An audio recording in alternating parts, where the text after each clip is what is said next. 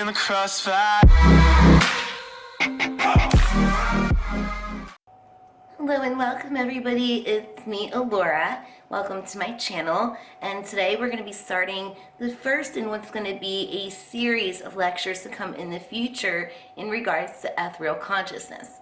So as we go, I think you'll catch on to what ethereal consciousness is, but first let's start with the first subject in this wide, huge variety of topic, because there are so many things that fit into this category. But the first thing is, and always will be, number one in the list, higher self.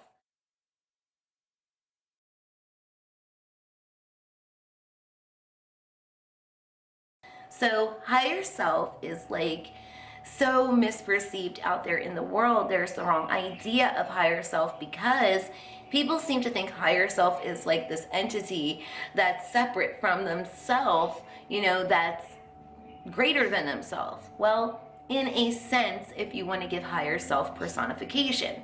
But what higher self really is all the layers of who you are all together as one, perfect clarity and perfect perception into that. It's also going into the whole entire journey overall, which means your origins, what you've learned, all of the travels of your soul in between.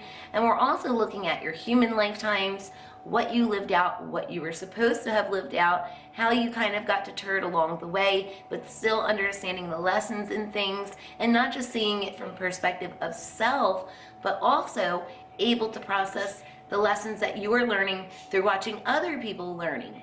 So you're also taking past, present, and future all together as one. You're seeing the meaning behind things. You're checking your awareness all the time, and you're understanding the subconscious, the unconscious. You're clearing out those spaces so just that huge source of perspective can come down to rule in your life.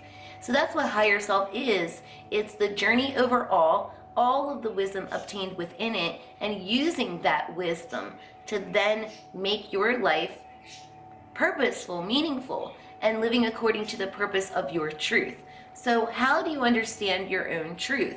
Well, first of all, you have to gain perspective into those things, because once you understand the overall idea of what that lesson is trying to tell you or show you, that's when you know exactly what your purpose to do. So for an example, someone that's been through extreme poverty situations in their past lifetimes, having to learn to do what they had to do, if you get what I mean. People that have been a little deceptive in their past lifetimes in order to do what they had to do. And then coming into situations where they had wealth and maybe didn't use it the correct way. And then they look back not just on the human lifetimes and those things, but they're looking back in their origins and what they learned there. Well, in my origins, I learned to be compassionate and giving, but when I came to earth, I didn't do that. When I had money, kept it all for myself because I had experienced situations of poverty, and I grew fear. Fear kept me back because I had to go into survival mode, and I had to do whatever I could to benefit myself. And then when I did get into the positions of being well off, I used that fear to cling to it and become greedy. Now in this lifetime, where am I at, and what does that mean for me today? That's just one perspective of higher self thinking. But if you can get all of the perspectives, pull all of the lessons down, understand them, what they mean, what they're trying to tell you here, that is when you start living aligned with higher self.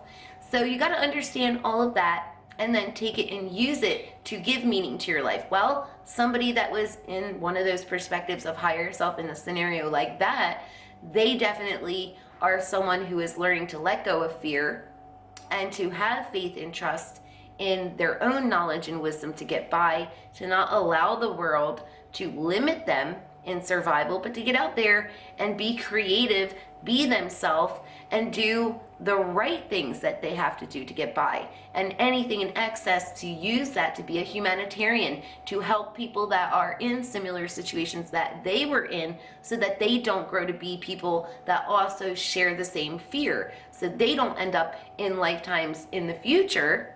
Because, looking from higher perspective, you're looking at the future, not just for self, but for others, and trying to make an impact or a change. So they're trying to teach those people not to have fear, that there's always going to be somebody there to help. Now, in the instances of getting out there, being creative, coming up with ideas based on your wisdom, because of course it's a purpose to make an impact or a change, but what are you really meant to do? So there are other lessons throughout the course of the past lifetimes that will have brought you to a place of career purpose. So there's so many different meanings and purposes to life. So once you have your career purpose, you've learned that from all the skills and all of the knowledge that you've obtained through experience, what you're good at, what you know, what you are passionate about, what's meant for you, why you were sent here. Now you take those lessons to get yourself into a career path or purpose that's going to make it work. Then you use the other purpose of higher self perspective in the other lessons regarding fear, survival, and money. And now you're making ends meet. You're able to do fun things with your life, but you're also giving to others, teaching them not to feel fearful and to have faith. So now life is balanced. It's an even exchange going all the way around. But it's all about trying to figure out what you've been through, what you've experienced in those past lifetimes in several different ways, to get the overall benefit of each and every lesson that you've learned that can lead you into number one, career purpose, number two, purpose towards humanity, purpose towards finding enjoyment in life, and being yourself, because really when you're going for higher self perspective, there is no room for self. And I don't mean arrogancy, vanity, and being self-centered.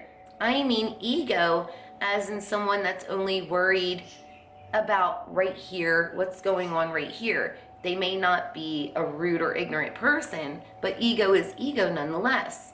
So when you are within higher self perspective, you're not just looking at your overall journey, you're looking at all of the others that you've seen life through by having them within your soul contract, within the collective group of family, lovers, friends, even enemies.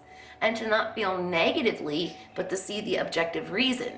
So once you see that, it helps build relationships where everyone's working together. They're putting into the reality all of you as one. You're caring about each and every individual around you. And it's building meaning and purpose within the family setting too, so that everybody can enjoy life. If this person doesn't have, this one does.